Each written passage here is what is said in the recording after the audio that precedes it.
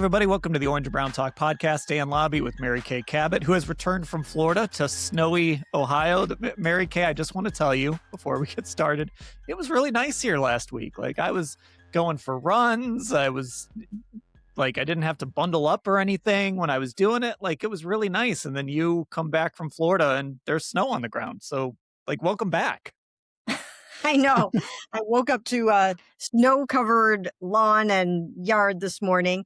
And yes, it was nice while we were gone. Not as nice as in Naples, Florida, but nice enough, like you said, for you to get out and stuff like that. So I was kind of happy for you guys, but also I sort of wish like it was about 10 degrees when I was in Florida. But it's all good. All right. Well, we are back. We're doing a Hey MK edition of the podcast here. We're recording this actually on Sunday. We'll be traveling out to the Combine on Monday. It's a big week ahead. This is sort of, it never stops, especially when there's a coaching search and coordinator search and position coaches and all that stuff going on. But this is when things really kind of get rolling here in the NFL. So Combine week, we'll be with you all week from Indianapolis, doing podcasts every day, videos, all of that stuff, socials. So just make sure you find Orange and Brown Talk on all your socials to keep up with that. Our guy Brennan's been doing clips for us. So again, whether it's Instagram, TikTok, Facebook, look for Orange and Brown Talk, you'll find us. Okay, so we're going to do a Hey MK edition of the podcast here to start your week before we actually get to Indianapolis. And we're going to start with this question because you've done some reporting on this. This one comes from Scott Mandel in Los Angeles. He says, hey, Mary Kay, what's the status of JOK? Is he going to play for the Browns again? And you finally were able to get not necessarily definitively yes or no, but pretty close to a yes or no in some of the reporting you've done on this. Yes, finally, I was able to get someone to tell me that it is doubtful at best that he's going to be able to ever return to football. So I think that's pretty much a no. And it really is quite unfortunate because he was a really, really good, promising linebacker. I think he had all pros in his future. I think he had more Pro Bowls in his future. He was everything the Browns were looking for in a linebacker, and he was only getting better and better and better. So this is really, really disappointing to hear this. I think we all wondered if maybe there was going to be a chance that JOK could try to get back on the field this season after missing all of the 2025 season, but that's not going to happen. And furthermore, he's probably never going to be able to play NFL football again or any kind of football again because of that very, very scary neck injury that happened against the Baltimore Ravens in that very violent collision with Derrick Henry. We could actually visibly see the neck compress during that injury. We watched him get strapped down to the board, immobilized, and carted off, spending the night in the hospital. And then we just knew from that point on that it was going to be a tough road back to football for him if he ever was going to make it. And now it appears that is not going to happen. So just a really, really unfortunate situation for him and for the Browns. And the more I just think about JOK and kind of what he was for this team, and obviously there's a Carson Schlesinger piece to this. And I think we all got the feeling when they drafted Carson Schlesinger so high last year that was indicative of kind of what they felt about JOK's future and how uncertain it was. But even as great as Carson was as a rookie and as good as I think he's going to be, I think the level that JOK was just starting to scratch the surface of was, I mean, we were talking potentially all-pro linebacker for a long time and like putting himself in the discussion for best linebacker in football. I think he was starting to ascend to that level, just all the ways that he could attack offenses, his blitzing. He had incorporated that peanut punch into his game. He was forcing turnovers. I mean, one of the most memorable plays that I remember from his last year on the field was that interception in Washington. I mean, it was stuff like that. So, I think Carson has some of that in him, but I think the way JOK was starting to play and the way he had figured out the game was going to take him to just an entirely different level. That, I mean, almost like a Myles Garrett-esque level at the linebacker position. I think he would have been like maybe in the discussion for Defensive Player of the Year at some point. I think that's the trajectory he was on before he got hurt. Right. And I think one of the reasons for that is because Jim Schwartz knew how to simplify things for guys and make sure that they knew their assignments very, very well. It was not a complicated defense that he ran. It was a defense where you plug in really, really good personnel into a really sound and solid scheme. And then you give them assignments that they can completely understand. And then you let them go do their thing. And we saw JOK really start to take off under Jim Schwartz. That's when he came into his own. He was struggling when Joe Woods was the defensive coordinator. He really seemed lost in space at times. He didn't always know his run fits. He didn't necessarily know where he was always supposed to be at any given moment. And that was never the case when Jim Schwartz came in and they basically just streamlined everything for him.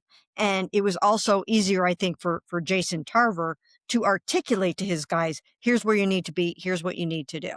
And he also turned himself into an every down linebacker as he went along. And so he was just getting better and better and better. And the game was slowing down for him. He was playing just lights out. And remember, he did make a couple of mistakes in that Houston Texans playoff game, the 44-14 loss, but he also made some really big plays in that game as well.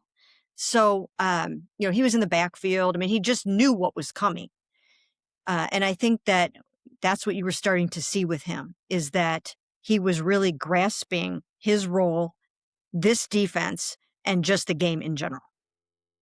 And I think too, he's an example of when you get a young player who's super talented, that sometimes even with a guy like that, development can take some time because early on, I mean, I would say even a couple years ago, 3 years ago, whatever it was, and part of it was to your point, the Jim Schwartz defense coming in. But early in his career, I still think there was a little bit of, what is he going to be? And his weight was fluctuating a lot, like he was trying to figure that out. Of course, he was dealing with personal tragedy too, with his brother's murder, so that that affected him a lot as well. But I think just from a development timeline, I think he's sort of an example of if you have a player who has talent and is smart and can figure some things out, if you continue to just kind of chip away and work with that guy and figure out exactly how he fits, he can become a really good football player. Yes, that's absolutely true. And we did see that with him. Ironically, that learning curve didn't really happen with Carson Schlesinger. I mean, like he just hit the ground running. But once again, he had the benefit of being plugged right into the Jim Schwartz defense. So it was more streamlined and simplified for him from minute one. Whereas JOK sort of hit the reset button when Jim Schwartz came in. But it is a great example of there are some players, plenty of players, that need that on ramp before they really hit their stride. And I think it might be that way a little bit with Mason Graham. I think we're going to see a much better Mason Graham in 2026 than we saw in 2025. And it's going to be interesting for him too, because now they have a new defensive coordinator. So I'm curious to see how all of them will fare with a new defensive coordinator. Now, the good thing for all of them is they all still have their position coaches. So I think it will be somewhat of a seamless transition for them. I don't think anybody's going to be reinventing the wheel. I don't think Carson is suddenly going to go back to having to figure out his run fits. I don't think it's going to be like that. I think all of those guys know how to completely implement the Jim Schwartz system. And if they need to bring Mike Rutenberg, the new defensive coordinator, around a little bit to their way of thinking on a few things to keep the defense performing at the premier level that it has, then I think that can possibly happen. I think that would be a lot easier than for Mike to come in and try to reinvent the wheel right off the jump. I think these guys need to kind of show him how they do things around here. And I think he's going to have to fall in line a little bit before he really puts his own stamp on this defense. But I do think that guys like Mason Graham and, some of the other young guys in this defense, I think those guys will be that much better in their second year. I think that was really important. I think that goes back to sort of what they're doing with Jim Schwartz, and after he resigned, basically holding him to this contract at least for this year, to where he can't go someplace else and steal some of these assistants that maybe he'd want to. Keeping these guys around Yeah, look, there could be some corrections next year. Maybe next offseason, Mike Rutenberg wants to make some adjustments to the staff. He'll get to know some of these guys, and some of these guys might get jobs elsewhere. Obviously, you posted late last week about Ephraim Banda getting his promotion, Jason Tarver getting his promotion. So these guys are knocking on the door of, maybe being defensive coordinators.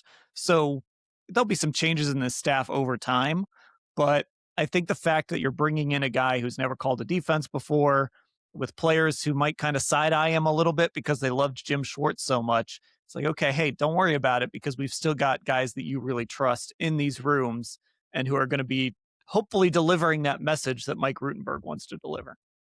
Absolutely 100%. And I have also been told that a guy like Jason Tarver has already told Mike Rutenberg, I'm here for you. I will be at your side on game day. I've called defenses before. I'll be your right-hand man if that's what you need me to be. And, I will help you in that regard in every way I possibly can. So these are really good elite coaches that he has. And I think it will really help his transition when he tries to step in and fill these enormous shoes of Jim Schwartz. I think it's really going to help not only Mike Rutenberg, but it's going to help those defensive players to know that they are still going to get to do the things that maximize their skill set and bring out the best in them. And I wrote a column last week saying that Mike Rutenberg, for him, job number one has to be, you got to get Myles Garrett on your side. I know we talked about that a little bit already, but he's really got to do that. He's got to get Myles working for him because he is the spokesperson for that defense.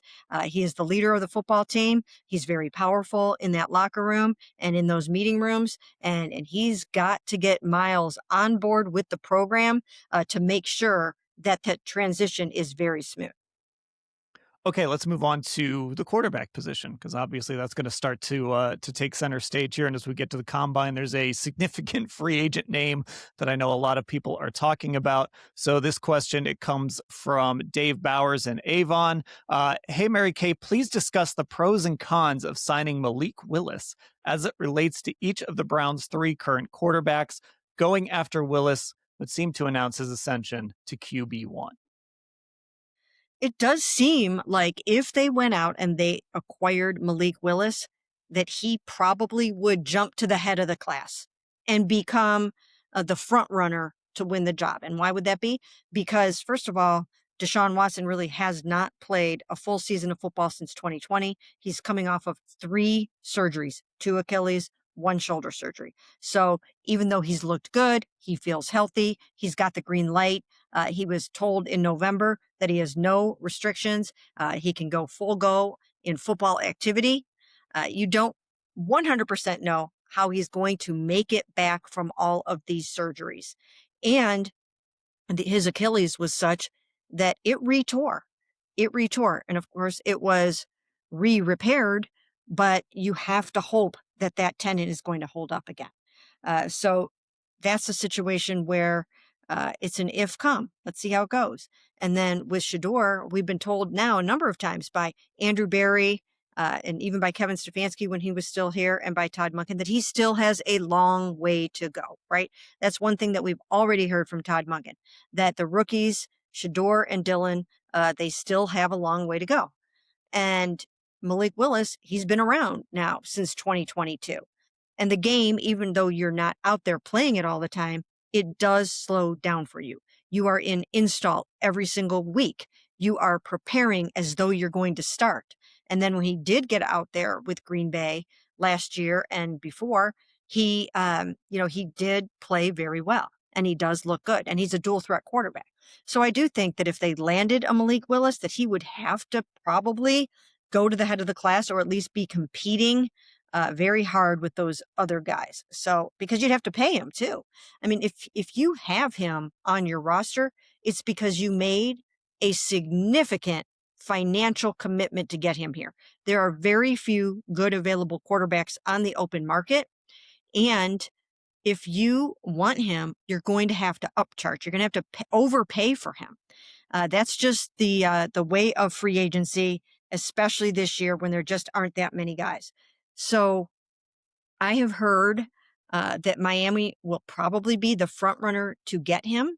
Their head coach was with him in Green Bay. Their general manager was with him in Green Bay, and I keep hearing that that is probably his most likely destination. And then I've mentioned this before that his agent is also Deshaun Watson's agent. So if you're David Mulugeta and you're trying to get Deshaun Watson back on track and back on the mat, up off the mat, then you might not want those two guys competing against each other. You might want Deshaun Watson to have the opportunity to go out here and really win this starting job for the Cleveland Browns. So I think that's another thing to consider. But having said all that, we know it's a business. Stranger things have happened. If the Browns do have enough money to throw at it and they want him badly enough and the opportunity seems right for him, then I suppose it could happen. Once again, I've been told right now it's just not as likely as it would be for a team like the Dolphins, but you can never say never. Right. And I do think, like, look, if you go out there and you sign Malik Willis because of what you said, right? Because of the money you'll have to commit to him.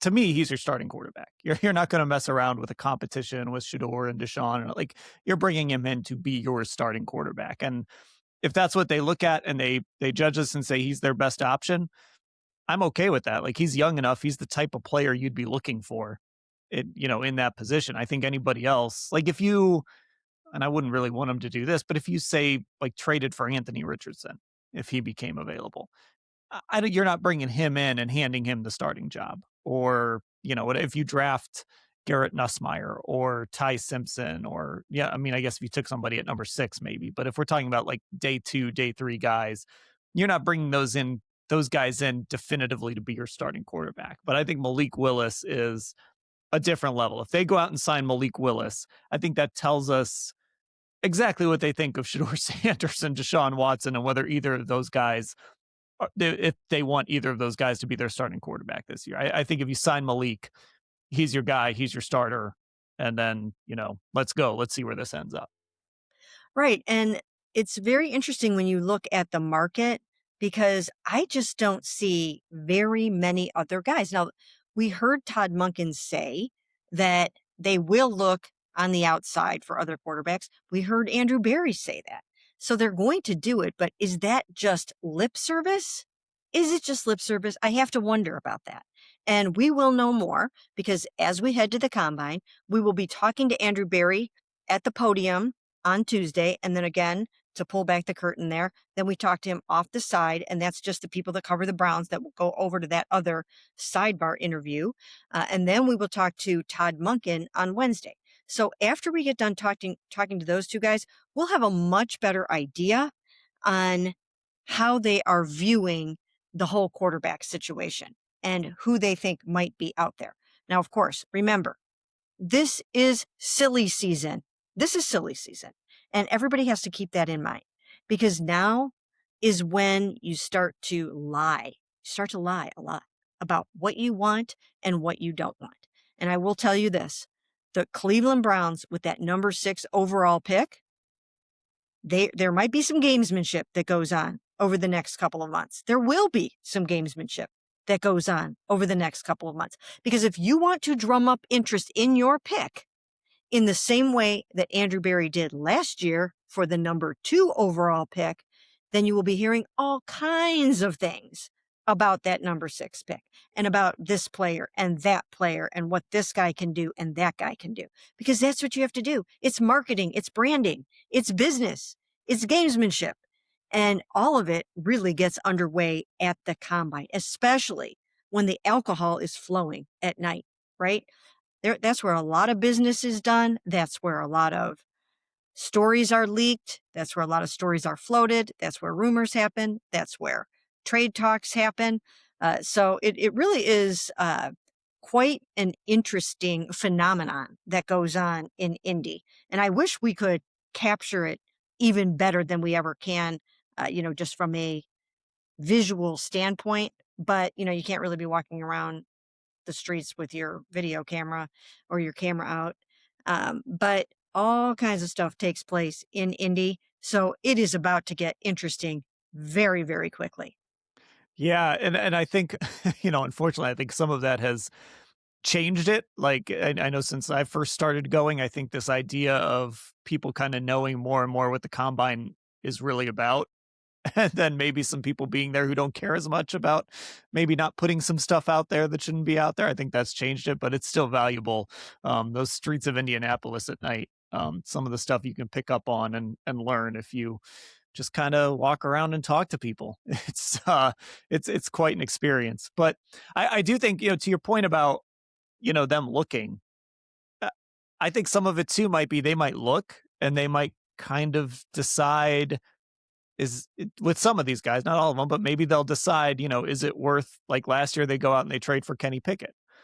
Do they want to make that sort of deal again, or would they rather see what they have in the building? And I think it's sort of going to be a balance of, okay, if we bring this guy in, how does it affect our plan with the guys in the building, and just how badly do we want to see what Shedeur Sanders has or see what Deshaun Watson has left? And is that better than maybe making this trade or signing this quarterback? And I think that's what they'll sort of be balancing as they go through this process. So, I would imagine they're certainly going to do a lot of window shopping. The question is, what sort of quarterbacks are they actually going to go in the store and make the purchase on?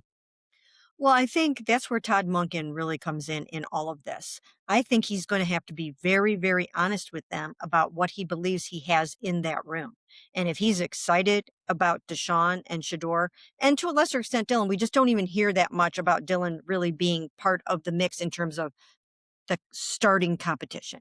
I mean, if the camp started tomorrow, the competition would be Deshaun Watson and Shedeur Sanders for the starting job, and Dylan would be more so competing for the backup job. Um, so I think that Todd Monken has to be very, very honest, and he cannot make his decisions or look through the lens of, this is what I think the Browns want me to like, and this is who I think the Browns want me to start. He can't do that. I mean, he's got to really just put the blinders on and evaluate these guys for what he thinks they can do in his system and how he thinks he can coach them up, what he thinks he can get out of these guys. And if he really believes that one of those two guys can be a quality starter for him with a rebuilt offensive line and upgraded skill positions, that's what he has to go on. And the decision on a veteran would be, can the veteran that we trade for or purchase outweigh what we think we can get out of Deshaun Watson? And then in the draft, they have to evaluate, like you said, Nussmeier or Aller or Simpson or any of these guys. They have to weigh those players against what they think the upside potential of Shedeur Sanders is. And that's kind of how they have to go about it. Because with a rookie, you're going back to the developmental stage. And have they already done enough of that with Shedeur that they can just go ahead and build on that? Or do they want to start over with someone else? Now, it might come down to a skill set thing. It might come down to, these are the qualities and traits that Todd Monken values in a quarterback. And does Deshaun have those qualities? Does Shedeur have those qualities? And if they do, then maybe you move forward with what you have. And if they don't, then I think you have to take a really serious look at the other quarterbacks that you might be able to bring in. Todd Monken is 60 years old. I don't think he wants to waste a lot of time here. I don't think he wants to, maybe he could get away with a year of maybe finding out about guys or, taking a flyer on a free agent or a trade guy or something like that. But he's 60 years old. This is his shot. Like, he's not going to want to waste a bunch of time. He's going to want to get going and get going quickly. So if he finds a guy that he believes can accelerate this, I think I would imagine he's going to pound the table and say, we need to go get that guy. Absolutely 100%. And we have also heard him say, I think we are ready to take off. And I remember he felt that way in 2019, that the Cleveland Browns were ready to take off. They had a lot of talent on that football team, but they just didn't have the head coach in Freddie Kitchens, and they all got wiped out after the season was over because it was a dysfunctional mess. But even when Todd was here in 2019, he felt that that team was ready to do some pretty special things. And he feels that way about this roster as well, this 2026 Cleveland Browns roster. He feels like it's ready to ascend, in part too because the division is in a state of flux. New coaches, there's going to be some, new personnel. Who knows exactly what's going to happen in Baltimore? I mean, I think Lamar Jackson will still be there, but you hear rumblings about that.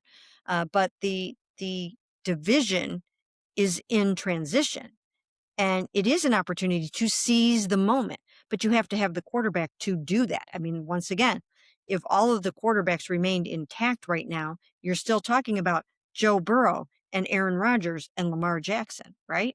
I mean, these are Super Bowl quarterbacks and Hall of Fame quarterbacks and MVP quarterbacks that you're talking about in the AFC North. And you have to be able to to compete with that. And Deshaun, in his prime, could compete with those guys. He could compete right up there with any one of those guys and beat those guys. And he probably has beaten most of them at one point or another when he was with Houston. And then he beat Lamar Jackson and the Ravens in 2023. But, or was that 2024? 2024. That was 23. That was the Flacco year. That was, Right? okay. Yeah, that was the playoff year. Yep. Yes. So you still have to have that guy. And I mean, in a perfect world, Deshaun would bounce back from these surgeries and be that guy again and be the guy that he was in 2020. That might be a little bit of a tall order, That was right? a long time ago. That was a long time ago. I mean, on one hand, you have taken some tread off the tires a little bit, but on the other hand, you've been thrice surgically repaired since then.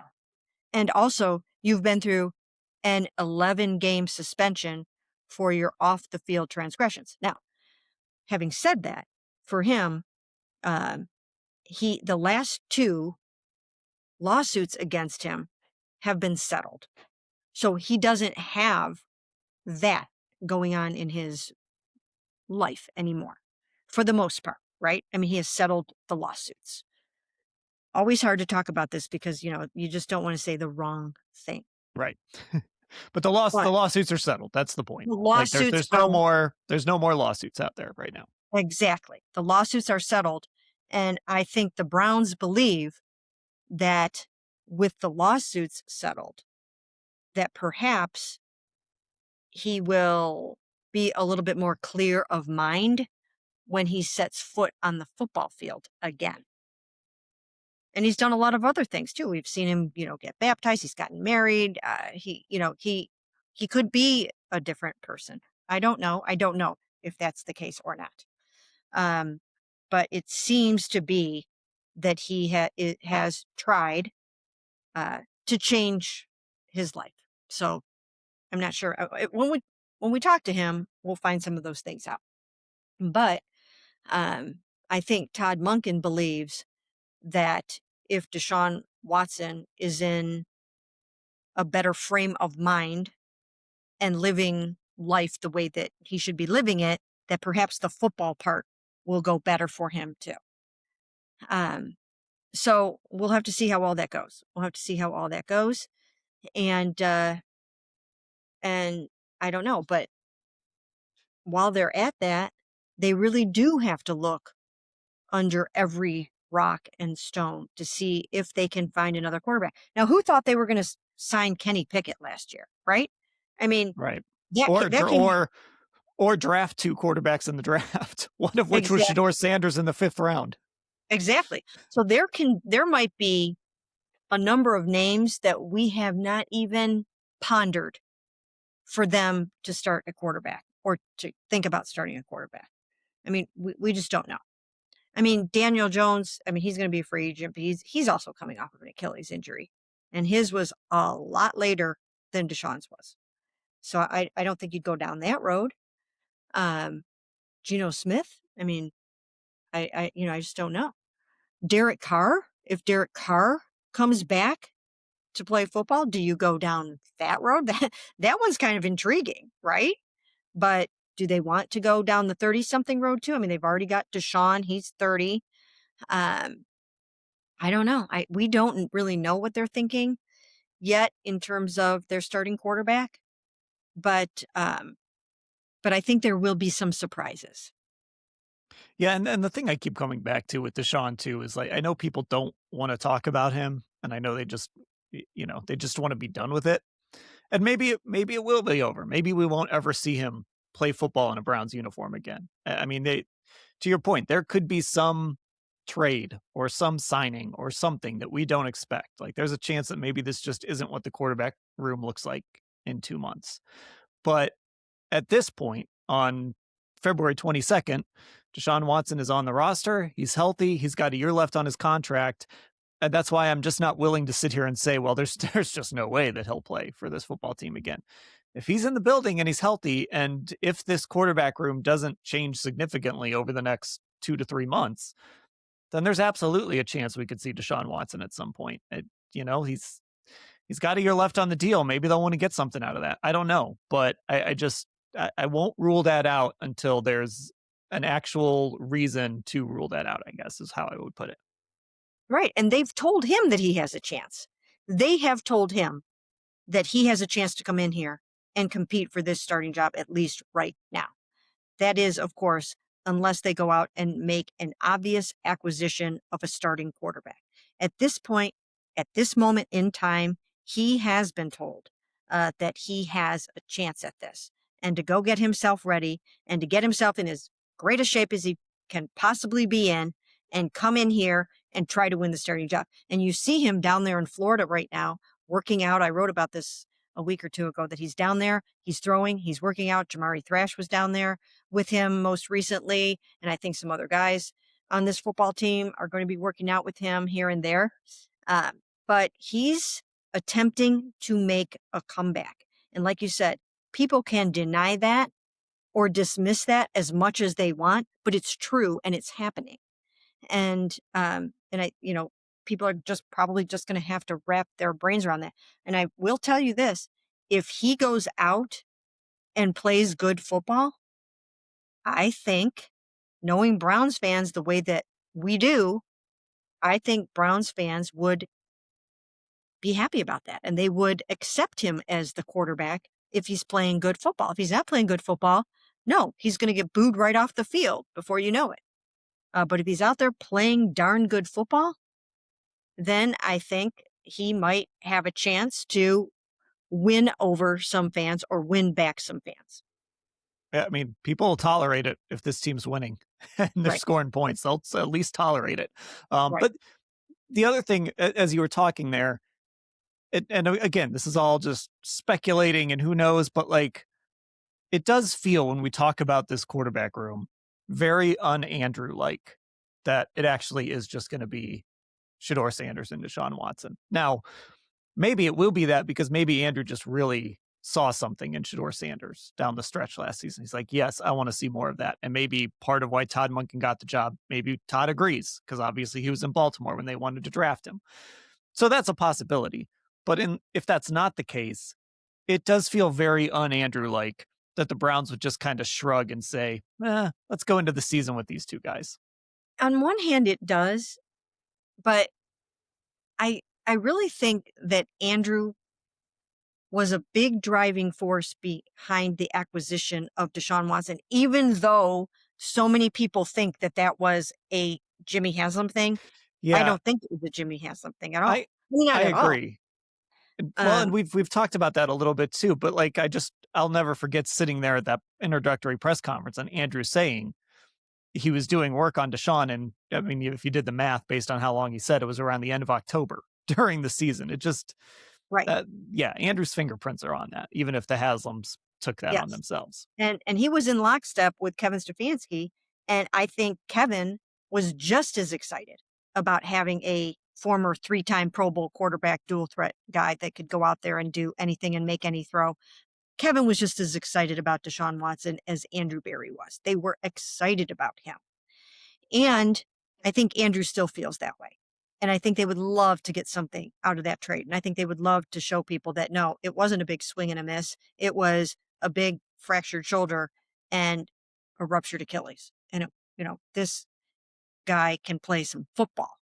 And 30 is not old, as we know now in quarterback years. It's not old. You can still play football at a very, very high level until you're, for some people, 43.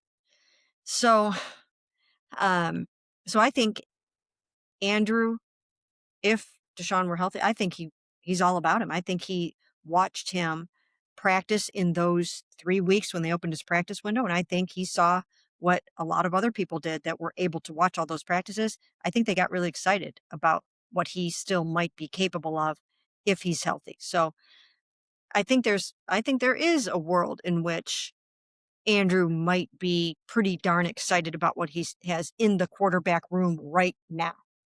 I could be wrong about that. Again, we'll know more. We'll pick up more vibes about that by the time we talk to both of these guys.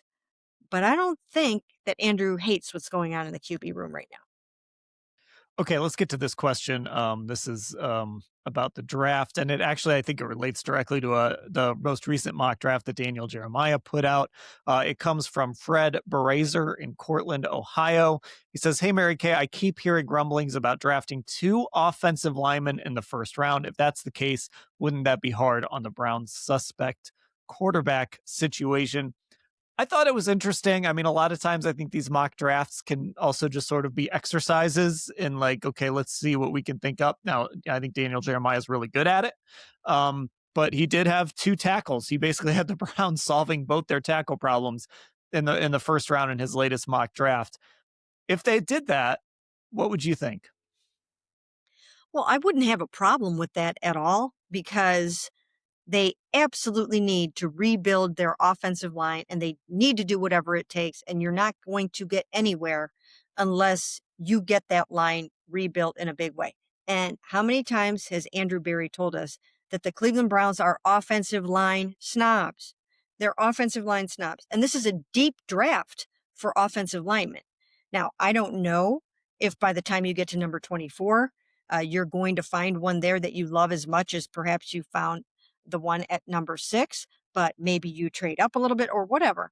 But I don't think it's beyond the realm of possibility that they could draft 2 tackles or 2 offensive linemen of some sort in the first round when we know that is probably their priority in this draft, depending on what they do at quarterback, right?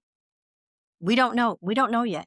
I mean, I don't think they're going to take a quarterback at number 6, but sitting here right now at this moment, I cannot definitively say that that's impossible. I can't say it because I don't really know. I don't know how they feel about Ty Simpson. I don't know if they feel like he would be worth that pick. I don't see anybody else having him that high right now. But sometimes you don't get a sense of how the teams start to feel about these guys until you go through the combine process. And then you start to hear the GMs talk. You start to hear agents talk. You start to hear other coaches talk. You hear the quarterbacks themselves speak, the GMs, whatnot. So we don't know yet. I have no idea if they think that there is a quarterback worthy of the number 6 overall pick. I doubt it. I highly doubt it at this point, but I don't I don't know. So that's one thing to consider. And then of course, if they trade for a quarterback in free agency, which starts March 11th, actually March 9th, for the pre-free agency period, uh, if they make a trade or if they sign a quarterback in free agency and they end up with a Malik Willis or somebody like that, then sure, go out and draft 2 tackles in the first round. Have at it. It's also a deep, deep draft for receivers. So if you can't find a receiver or you're not going to get a receiver in the first round, you should be able to get a receiver in the second round. You might be able to get a receiver in free agency or a trade. I mean, you need some receivers, you need a bunch of offensive linemen, and you have to identify who your quarterback is. And like you said, Todd Monken is not going to be patient about this. He's got a lot to prove. Nobody thought of him until now as a head coach, and he's going to want to hit the ground running and look like a good offense. That's going to be important to him.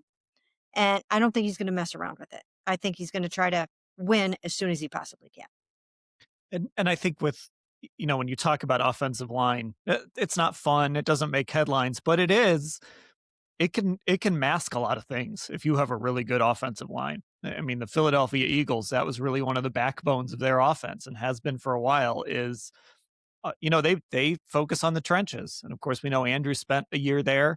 And I think Andrew tends to want to take big guys early in the draft. We saw it with Mason Graham. We saw it with Jed Wills.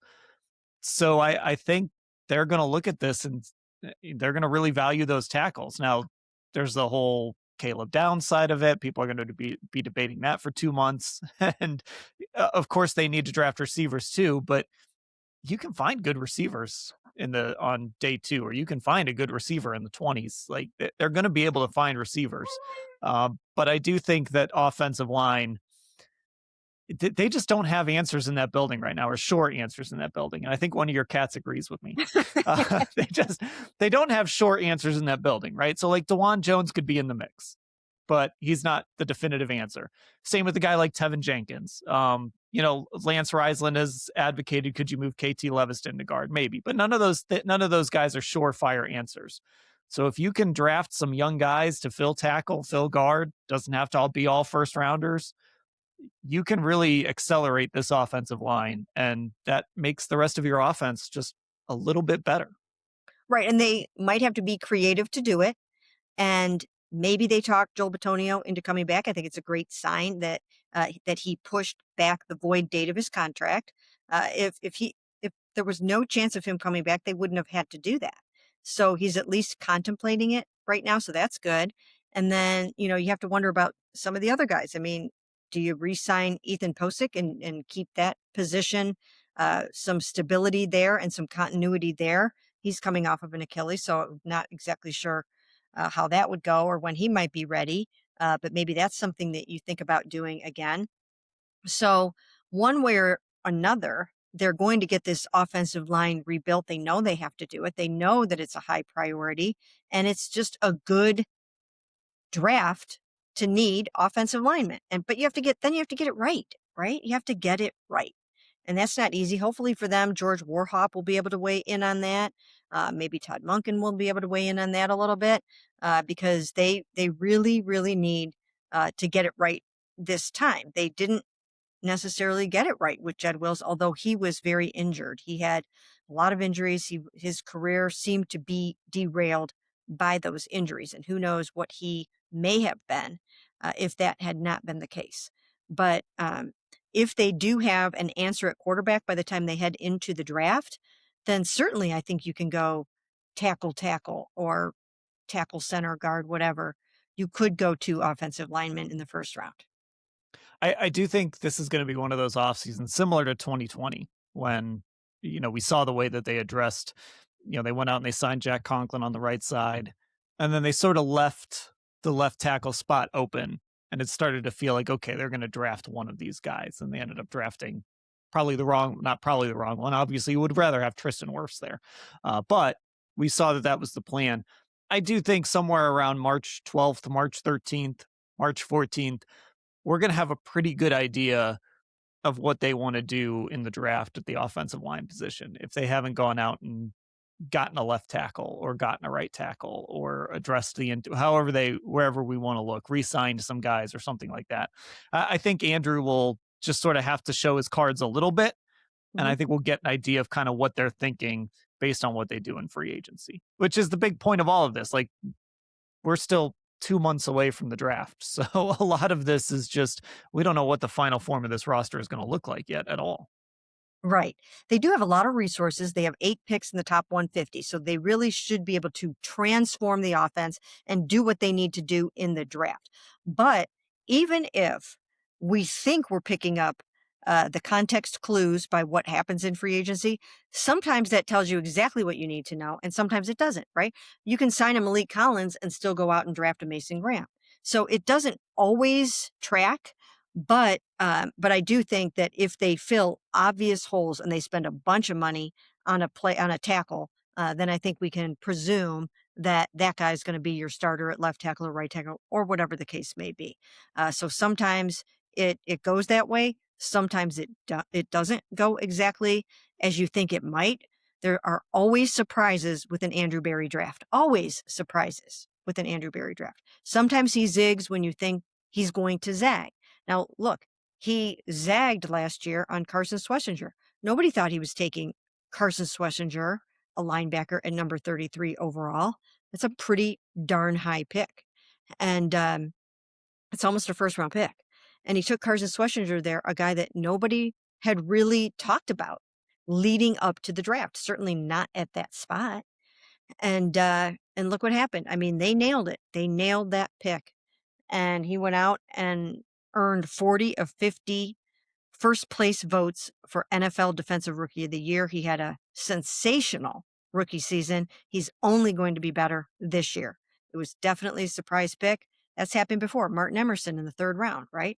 It seemed like they had their 2 starting cornerbacks, and he went out and drafted Martin Emerson that year. So you can always plan on some surprises because they approach the draft as though they're an expansion team and they have nothing. So you just never know how they're going to approach it. But we do know that he has already stated and told us that most of their resources are going to be committed to the offensive side of the ball. That's where the transformation needs to happen. Okay, there we go. Combine week. We are getting ready. We will be in Indianapolis. The rest of the pods you hear this week will be us from Indianapolis. I mentioned it on all of our socials.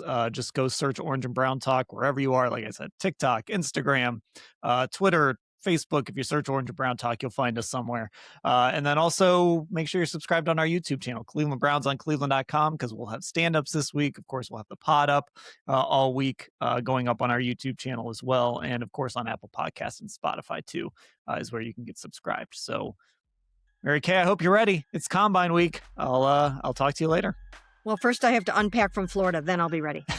Just leave everything packed. Don't worry about it. Different clothes. Yeah, okay. All right. I'll talk to you later, Mary Kay. Take care.